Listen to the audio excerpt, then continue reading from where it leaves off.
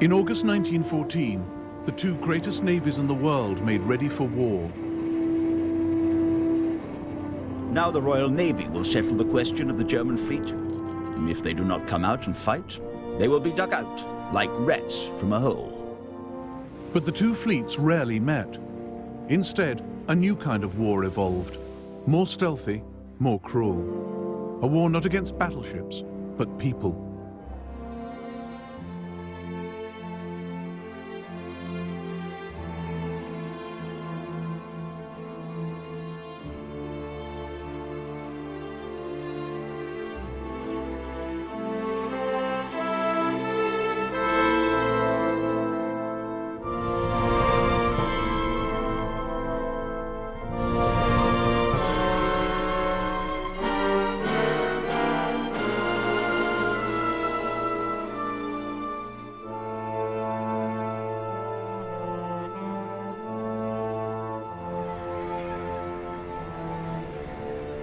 The world's capital ships in 1914 were the products of a Cold War. Britain's HMS Dreadnought had set the benchmark. Heavy armour, big guns, fast. Dreadnoughts were bargaining chips in a great naval poker game.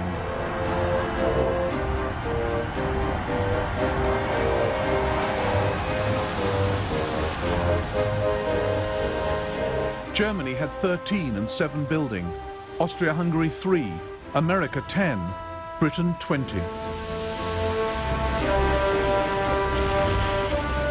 They kept the peace, but then the Cold War turned hot.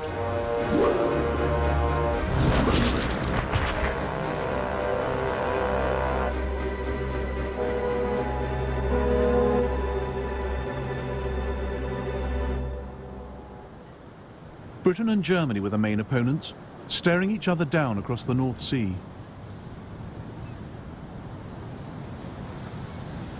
The longer the two sides looked at the map, the more obvious their problems became. Germany's ships couldn't get clear of the North Sea. To the south, the Channel, blocked by mines and the Dover Patrol. To the north, the British Grand Fleet at Scapa Flow.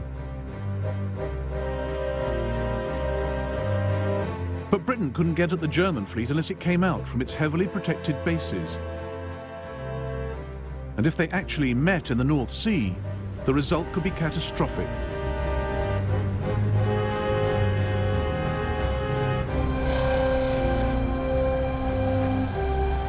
The sight everyone feared. Austro-Hungarian battleship the Istvan, sunk late in the war by a tiny Italian torpedo boat.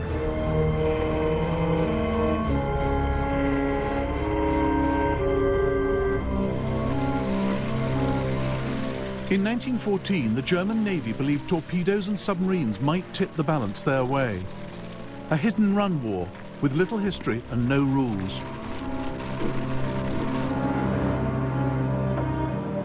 Jackie Fisher, Britain's sharpest admiral, predicted radical change ahead. The use of submarines has convinced us that in wartime, nothing can stand against them. The submarine is the coming type of war vessel for sea fighting. It means that the whole foundation of our traditional naval strategy has broken down.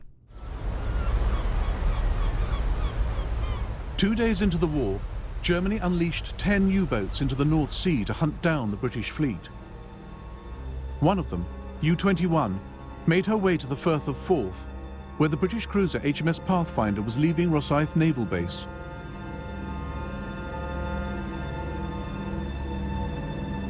U-21 sunk her with a single torpedo.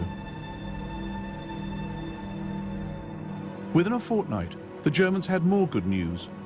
This 1927 film celebrates the voyage of Captain Vedigan and the U-9.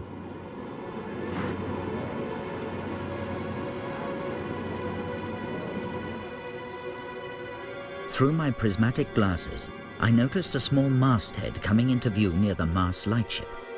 It looked like the mast of a warship. Could this be the first sight of the enemy that we were to have during the war? The U-9 had found the British cruisers Hogue, Aboukir and Cressy on patrol off the Dutch coast.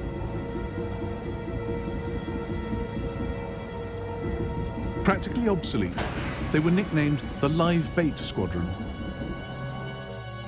Captain Vedigan seized his chance. Fired torpedo at 500 meters.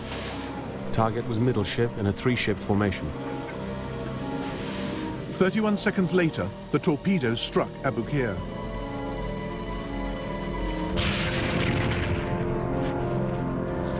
On board was Kit Musgrave. We were woken by a terrific crash, and the whole ship shook, and all the crockery in the pantry fell. Then Cressy and Hogue arrived and let down their boats. The Abu Qir went down suddenly, and we slid down her side into the water. Musgrave jumped into the North Sea and became the only man in the war to be sunk on 3 ships within 1 hour. I swam to the Hogue and was just going on board when she was struck and sank in 3 minutes.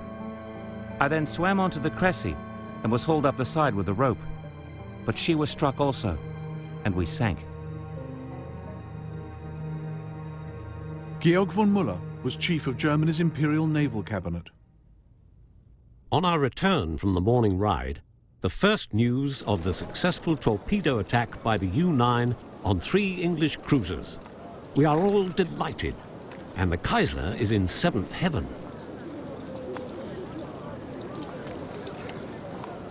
The British were appalled. First Lord of the Admiralty, Winston Churchill, got the blame. Over 1,400 men, many of them young cadets, had died in a single submarine attack. Winston's war babies, they were called. British submarine Lieutenant Ronald Trevor wrote to his parents. The news tonight is sad, but what we submariners have been expecting for weeks. The Commodore has repeatedly warned the Admiralty that those ships ought not to patrol the North Sea. What has happened is exactly what we predicted. Ships stand by to rescue the sinking one's crew, then the submarine gets 2 sitting shots. Commander-in-Chief of the British Grand Fleet was Admiral John Jellicoe. He joined the Navy in 1874 as a midshipman.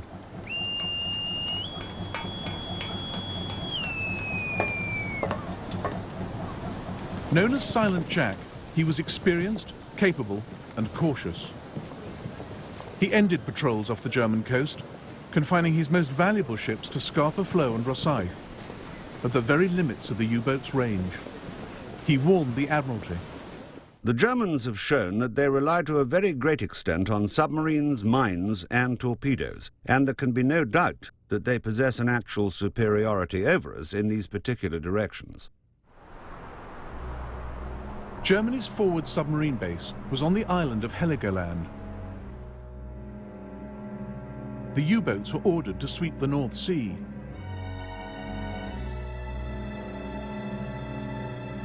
But the British had gone.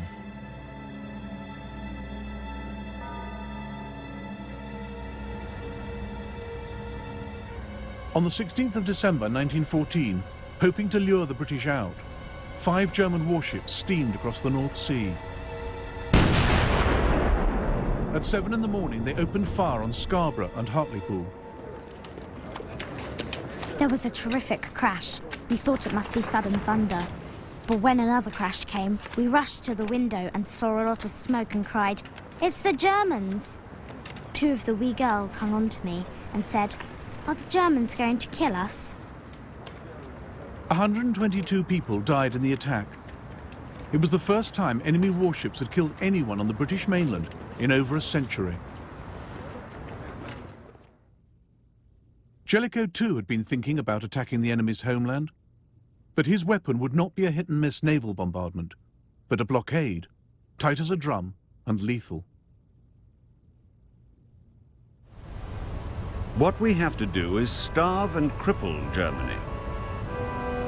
The destruction of the German fleet is a means to an end, and not an end in itself.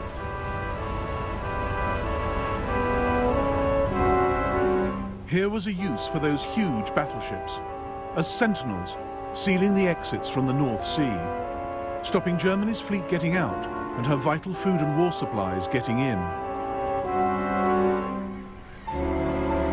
The North Sea would become no man's land, a dead sea.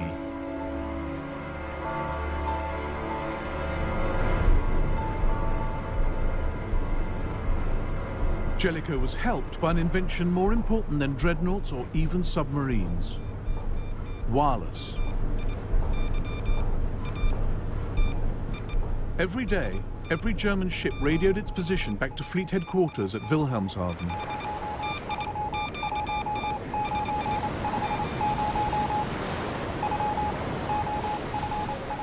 Across the North Sea, in the Coast Guard station at Hunstanton in Norfolk, British naval intelligence was listening.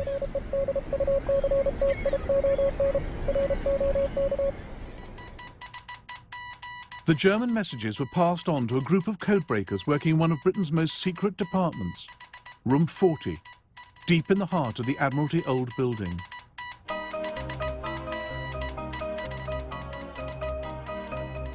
According to one of their officers, the men in Room 40 were a mixed bag.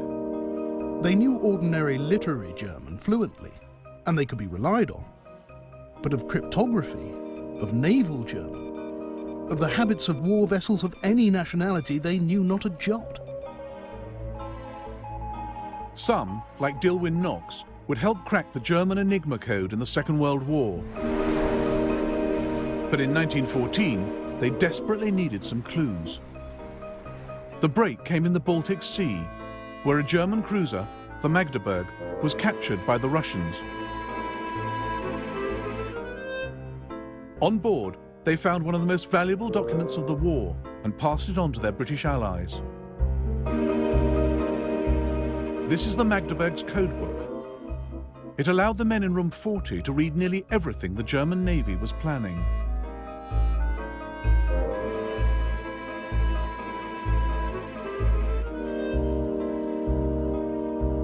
Oh well, the Kaiser said, on learning of the Magdeburg's capture. Sparks are bound to fly at a time like this.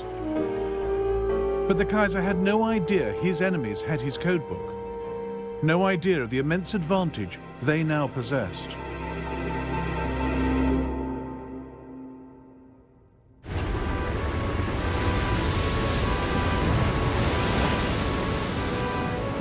Britain's sea strategy in the First World War was simple: to isolate and starve her enemies. At Scapa Flow and Rosyth to the north, at Dover and Harwich to the south, the Royal Navy closed the North Sea to German ships.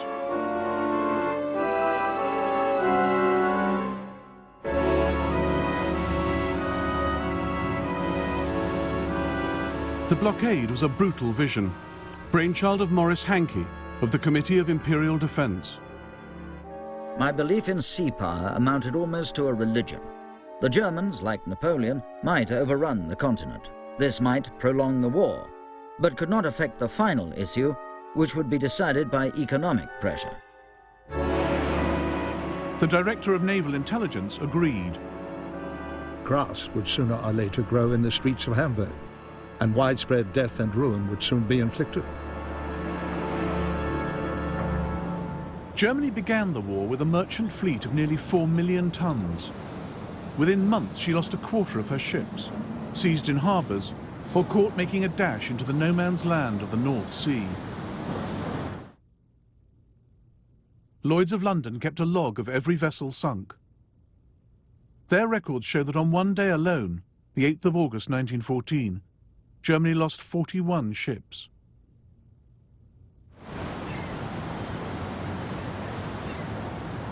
Neutral countries, Holland, Denmark, Sweden, were not spared. Germany depended on ports like Rotterdam for grain and raw materials, so Britain forced neutral ships to submit to the blockade.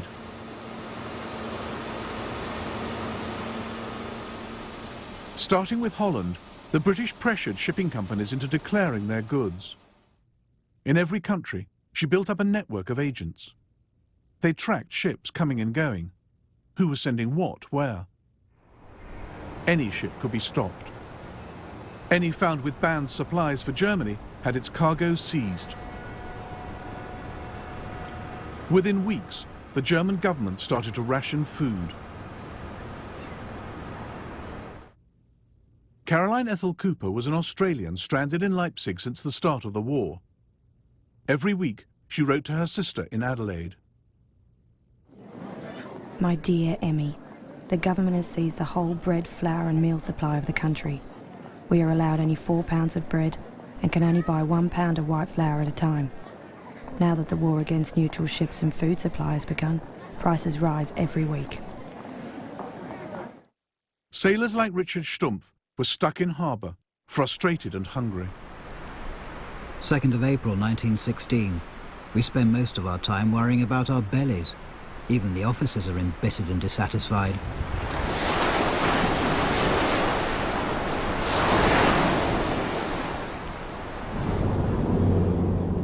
To end Germany's isolation, her navy came up with a revolutionary plan. An unarmed submarine over 200 feet long that could carry a cargo of 1,000 tons. In June 1916, the Deutschland set out for America, the first time a submarine had ever tried to cross the Atlantic. Because of the wet weather and the high-running seas, the deck hatches were closed most of the time. The diesel engines pumped hot, humid air throughout the boat. Sweat ran down the bulkheads, and water leaked around loose rivets. The drinking water tasted like diesel. And every meal the cook cooked had a layer of oil across the top. As we approached the American coast, Captain Koenig ordered the crew to say nothing to anyone about the strains we'd undergone during the trip, and to especially avoid mentioning our seasickness. Now, after 2 world wars, it's taken for granted that America and Britain are the closest of allies, naturally on the same side. But in the First World War, it wasn't so clear.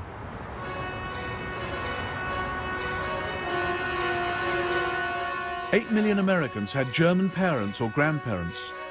4.5 million were of Irish descent. Many of them had little love for England. At the outbreak of war, thousands of US citizens had tried to enlist in the German army. And America was enjoying a massive economic boom.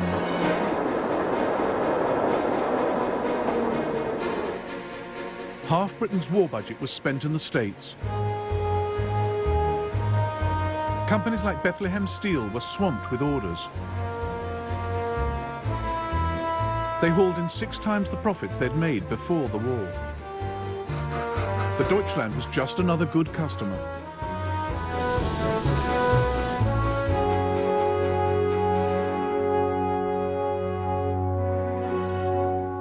Her brave Atlantic crossing, dodging Royal Navy warships, became a rallying point for anyone who had suffered from the British blockade.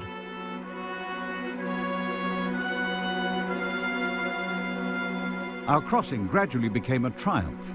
All the neutral steamers we met, American or others, greeted us with 3 hoots or with their sirens.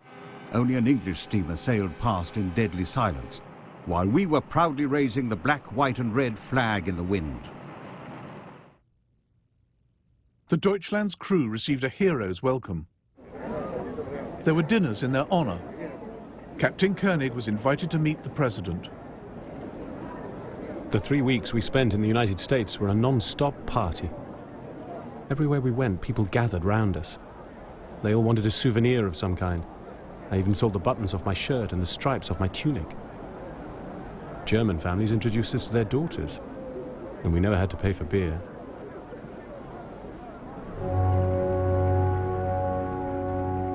The Deutschland returned to Germany with a vital cargo of nickel and rubber. The help it gave the economy was nothing compared with the boost to German morale, as even Caroline Ethel Cooper had to admit. The town is flagged today because the Deutschlanders got safely back. The sight of those red, white and black flags always makes me sick, but I'm glad she got across all the same.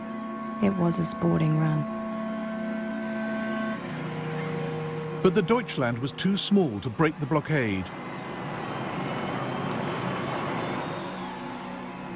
In Germany and Austria, there were not enough people to work the land, and too many officials trying to ration what food there was. The situation with the hunger and queues is turning nasty. People wait for potatoes in their hundreds, 4 deep, from 4 in the morning until the afternoon. Every morning there are queues lined with armchairs and cushions upon which people sit and sleep. The shortages worsened after the terrible harvest of 1916. The Germans called it the turnip winter. Many had nothing to eat but cattle fodder. There were 50 food riots that year. Oh, what days of terror. Everything's in turmoil. There was havoc in town last night. The window panes were smashed in at Café Kaiserhof. Angry crowds were shouting outside bakeries and inns. Up at the castle, they cursed the Major in words I shan't repeat. The army appeared at 11.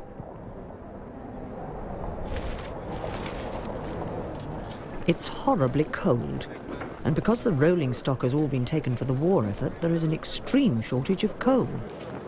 We're learning how to be freezing, which isn't the most pleasant feeling. Schools, theatres and cinemas have all been closed until further notice because of the lack of coal.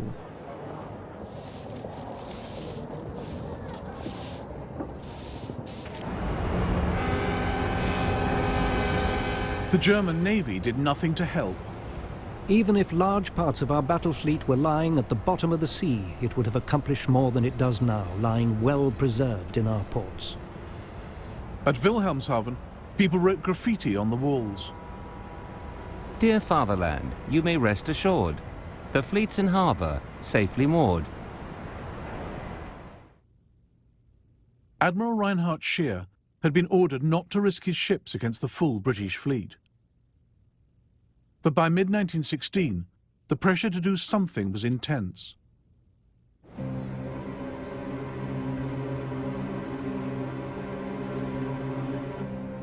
On the 31st of May, Germany's high seas fleet steamed out of Wilhelmshaven, hoping to engage the Royal Navy's battle cruisers.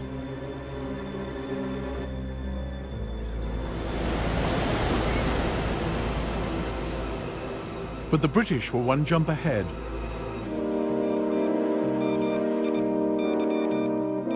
The men in room 40 had already decoded Scheer's orders.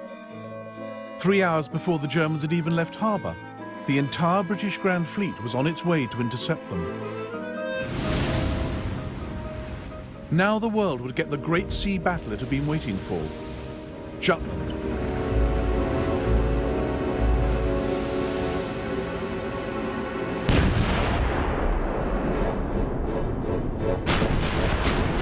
It was a titanic clash.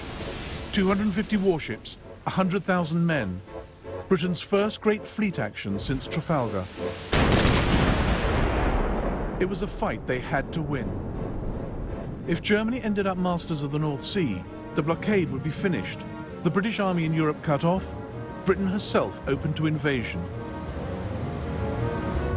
Admiral John Jellicoe was, Winston Churchill said, the only man who could lose the war in an afternoon.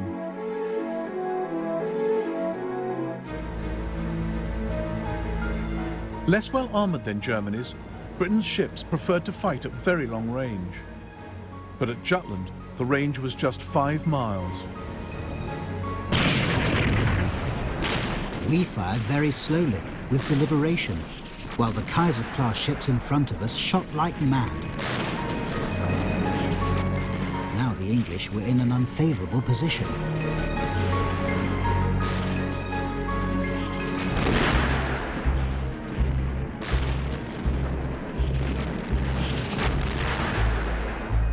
Our first shot hit the bridge of a German destroyer and blew it to hell. Shells fell all around us, and what with ships sinking and dying and dead bodies floating about, it made one shiver at the sight of it.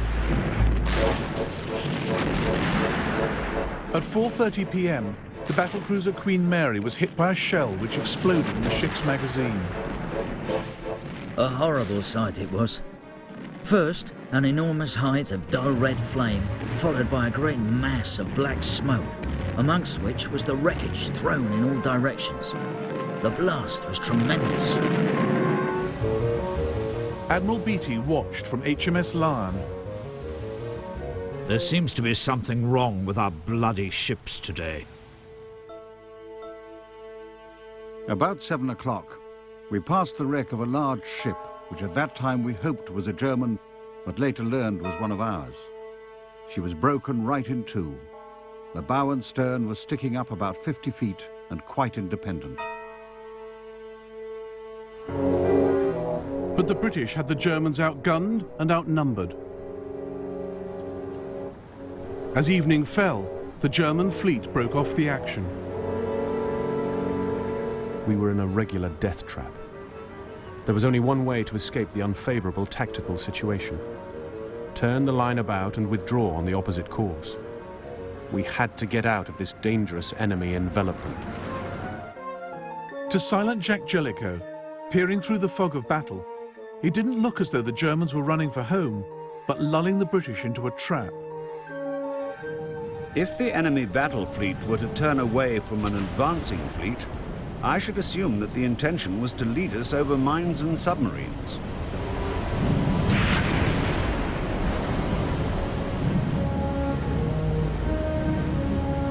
So Jellicoe ordered the British to turn as well, away from their vulnerable foe.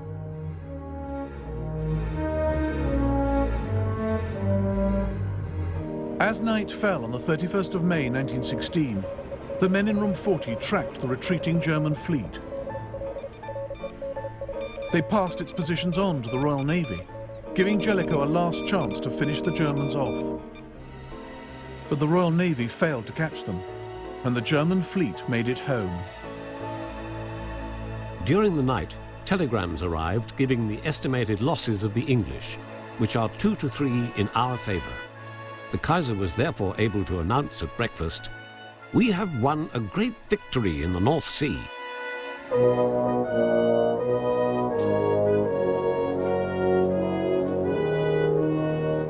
Based on the maths alone, the Kaiser was right.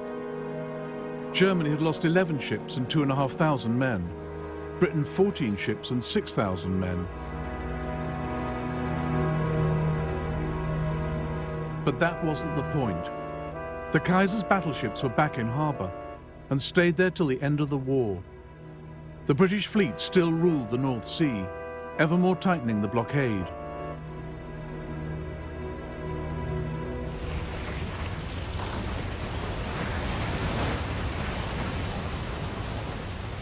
From the start, Germany had replied to the British blockade with her own economic war. She too tried to cripple the enemy by cutting off supplies.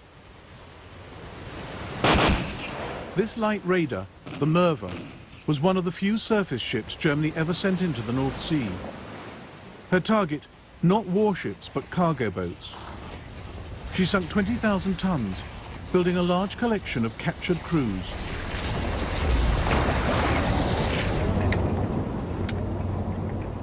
According to the English, we are in league with the devil and have acquired the Flying Dutchman. The captain of the Merva said recently, "You can imagine what a great moment it was when I had 8 English captains standing in front of me, and I could tell them all, this is the work of the German fleet."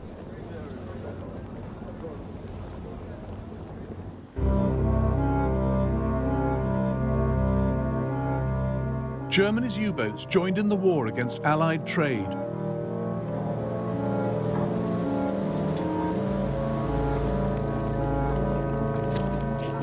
One British admiral was horrified. Submarines are underhand, unfair, and damned un-English.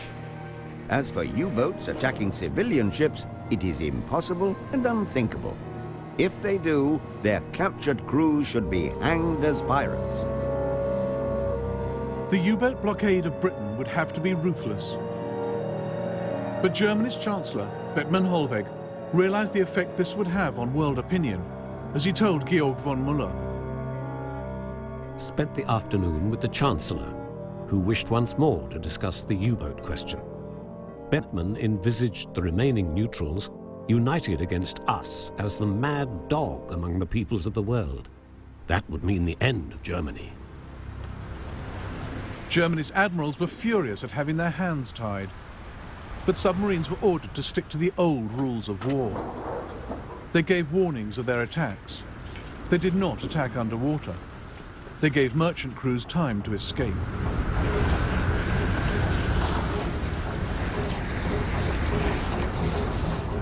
German submarines sunk 250,000 tons in 1914.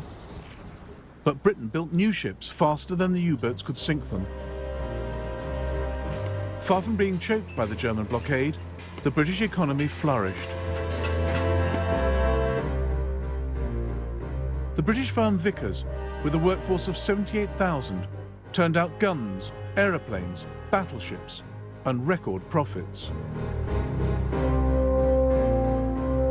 If Germany was trying to play fair, Britain wasn't. Q-ships looked like unarmed traders, but carried hidden guns.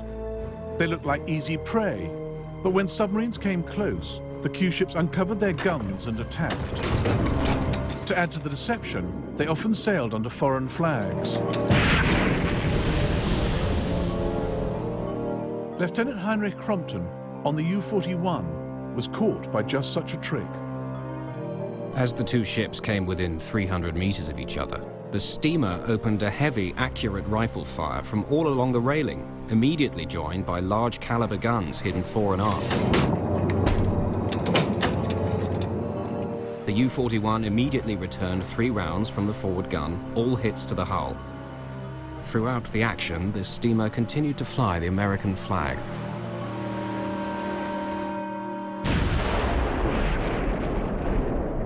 On the 1st of February 1915, in response to the British blockade, the Kaiser stepped up his campaign.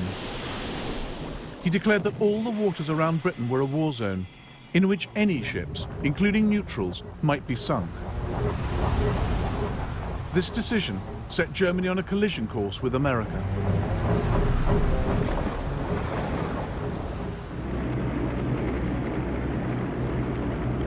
The pride of the Cunard Line, the Lusitania, was the largest, most luxurious liner in the world. She could carry over 2,000 passengers. There was a ragtime dance written in her honor.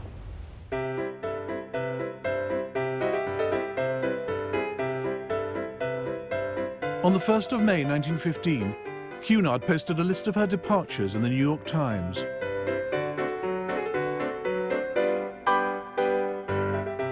Next to it was an advertisement placed by the German ambassador. Those sailing to Britain, it said, did so at their own risk.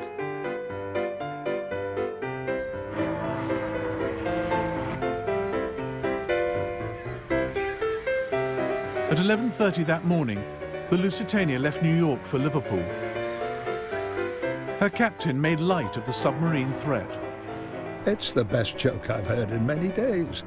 This talk of torpedoing the Lusitania.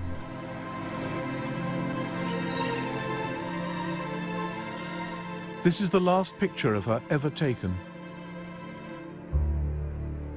The Lusitania sighted the Irish coast on the 7th of May.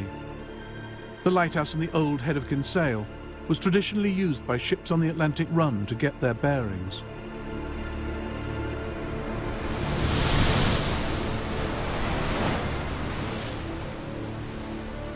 At 2:10, the Lusitania was hit by a single torpedo. As I watched, one funnel went, then the other, until the ship had gone and the sea was calm. And all you could see was bodies and wreckage of furniture, and everything that had been in the ship, floating in the water. My husband and I got into a lifeboat, the ropes of which jammed and had to be cut. Since when, I have not seen or heard of my husband. I've lost all I ever possessed, and my dead boys, ages 11 years and 8. I was rescued by a trawler. My dear husband was lost, but I had the great satisfaction of finding him on Saturday and seeing him laid to rest in the cemetery in Queenstown.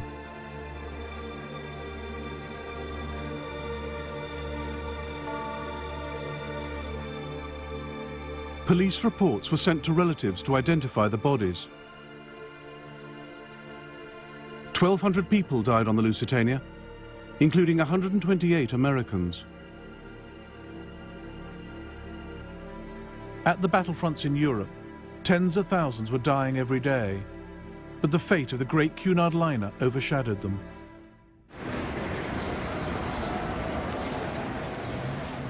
It led to the most widespread anti-German riots of the war. In Liverpool, a newly arrived American joined the mob outside a German-owned shop. The crowd was muttering and growling and the shop was dark. but there were people upstairs, so I just picked up a brick and heaved it through the window. Then everyone took to shying them, and in a few minutes the place was a wreck. There were several policemen at the corner, and they just grinned. With the sinking of the Lusitania, Germany had crossed a line.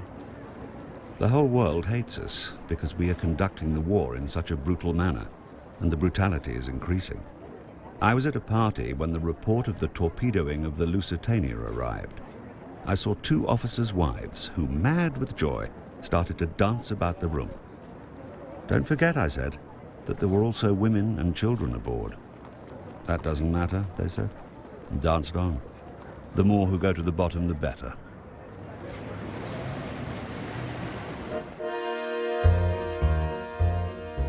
The Lusitania came to stand for German barbarity. Britain stirred the indignation with its own propaganda. Posters and even posed photographs rammed home what had happened. The German embassy in Washington received bomb threats. President Woodrow Wilson himself began to see Germany as the mad dog of the world. In God's name, how could any nation calling itself civilized do so horrible a thing?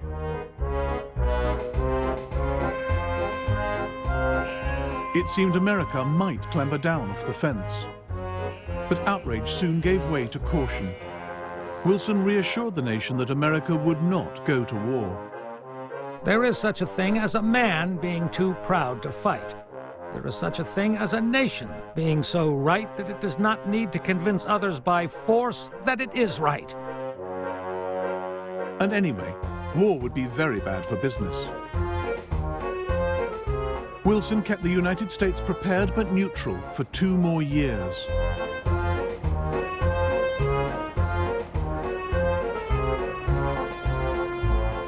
The sinking of the Lusitania was terrible, but that didn't seem reason enough to throw away more lives and profits by joining in a distant war.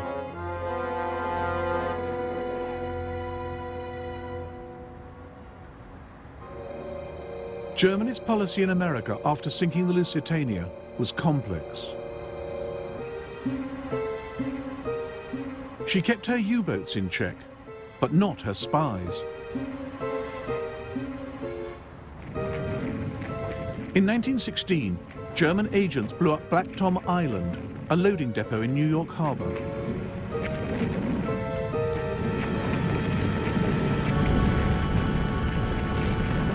It held 900 tons of ammunition destined for the Allies.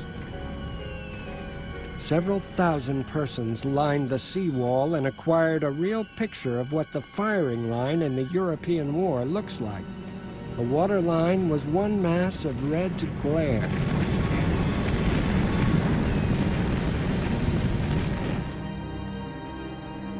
The explosions were so strong, they were felt in Philadelphia, 90 miles away.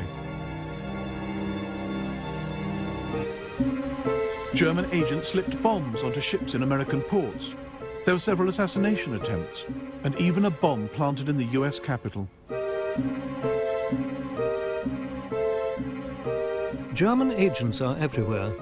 Extraordinary measures of precaution have now become necessary in all the arms factories, at the docks and on board vessels, even vessels of the United States Navy.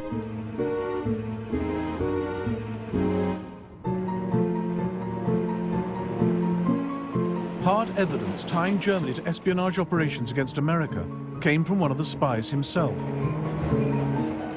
Heinrich Albert left his briefcase on New York's elevated railway. It held documents proving the German embassy was bankrolling the sabotage. 2 senior diplomats, including Franz von Papen, Hitler's future vice-chancellor, were expelled.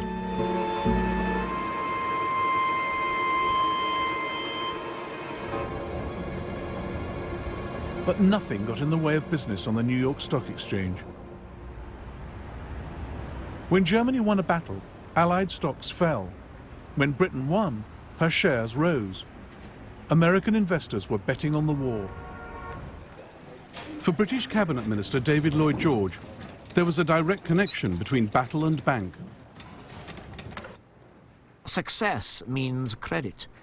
Financiers never hesitate to lend to a prosperous concern. France and Russia paid for the war by borrowing from Britain. Britain, in turn, raised money on the American stock market through her Wall Street bankers, J.P. Morgan. It was spent buying American armaments, American supplies. Of all the money raised in America to pay for the war, 99% went to Britain and the Allies. It was something that made many Germans wonder just how neutral America really was. 30th of January 1916. In financial circles, it is openly said that England has won the war already, and every day that it goes on after March can only make the ruin of Germany completer, no matter what her military successes may be. America lent so much that by the end of 1916, the central bank warned that people were betting too heavily on Britain. If the Allies lost, they might never get their money back. The mere thought that American cash might be backing the wrong side wiped $1 billion off Allied stocks in a week. Germany's generals felt the odds were stacking up against them. They grew impatient at hesitant politicians tying their hands. In view of the military situation, we must lose no time in adopting the measure of torpedoing armed enemy merchantmen without notice. The Entente are continuing the war with all the resources at their disposal.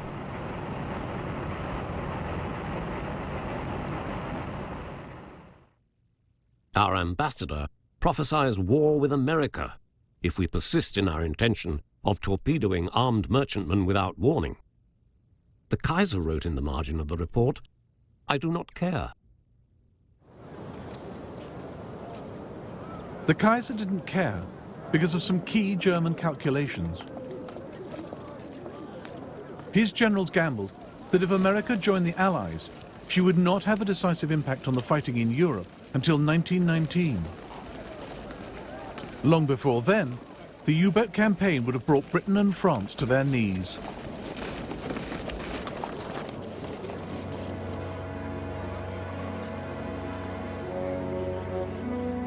One thing stayed Germany's hand. In December 1916, she put out a peace feeler to the Allies, believing she could hold on to her gains. The French and British leaders met in Paris and rejected the offer.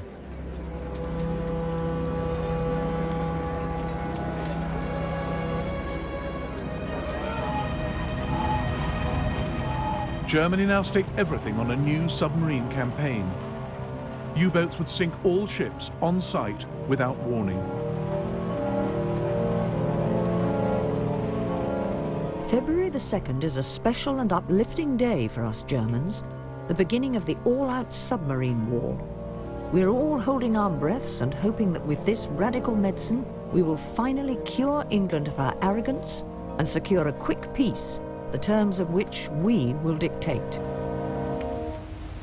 In April 1917, Germany sunk over 800,000 tons, causing panic at the British Admiralty. But Germany didn't have enough U-boats to sustain the success, and Allied ships were getting better at protecting themselves.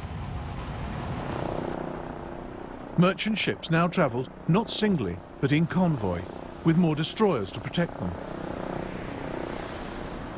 Airships and aeroplanes scouted overhead, looking for the telltale signs of submarines lying in wait. 63 U-boats were sunk in 1917, 3 times the losses of the previous year.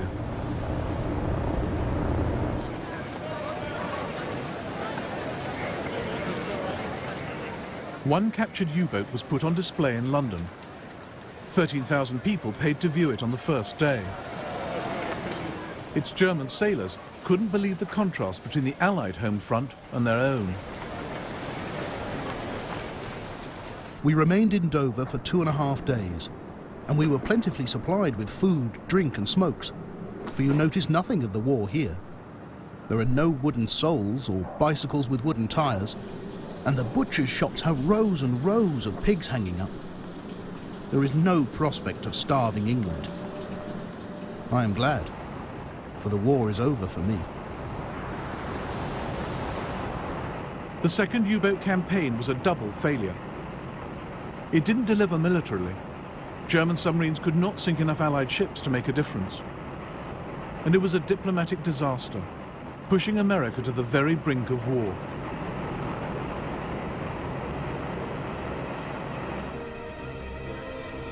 The final shove came from the men in room 40. On the 16th of January 1917, Britain intercepted a coded telegram from German Foreign Secretary Zimmermann to his ambassador in Mexico City. The Zimmermann telegram was made up of 1,000 numerical code groups.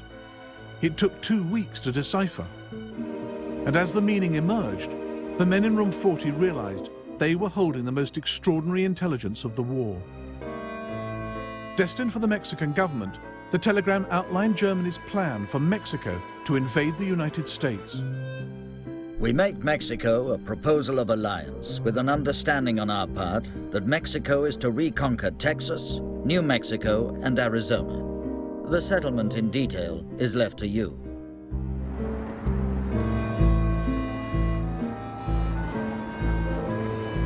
Zimmermann's scheme was harebrained. Mexico was in the middle of a revolution. US troops were already fighting bandits on the border. There was no way the Mexican government wanted more trouble. But Germany's proposal was a godsend to Britain. It was just what she needed to end America's neutrality. 2 weeks into the U-boat campaign, Britain called the US ambassador to the Foreign Office and passed over the Zimmermann telegram. It was, said Britain's Foreign Secretary, as dramatic a moment as I remember in all my life.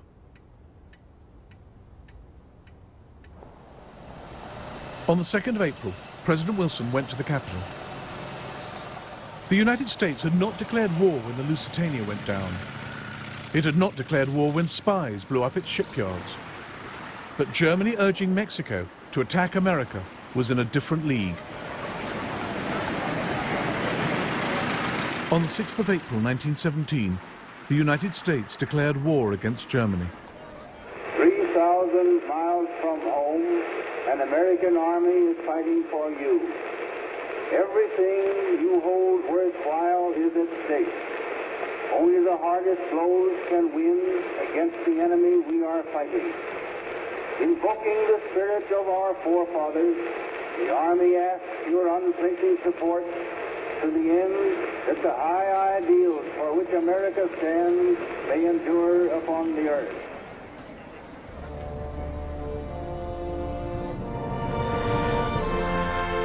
For 3 years, the country had played the war's banker and supplier. Now, as far as President Wilson was concerned, America was fighting a crusade for international justice and democracy. The North Sea would remain dead until the very end.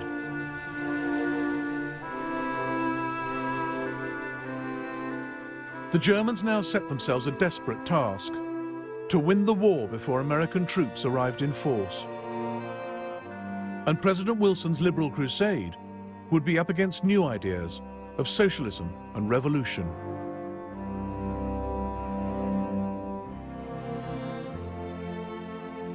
In the next episode of the First World War, German spies sow rebellion in Ireland and Russia, and French troops mutiny on the Western Front, a war against war itself.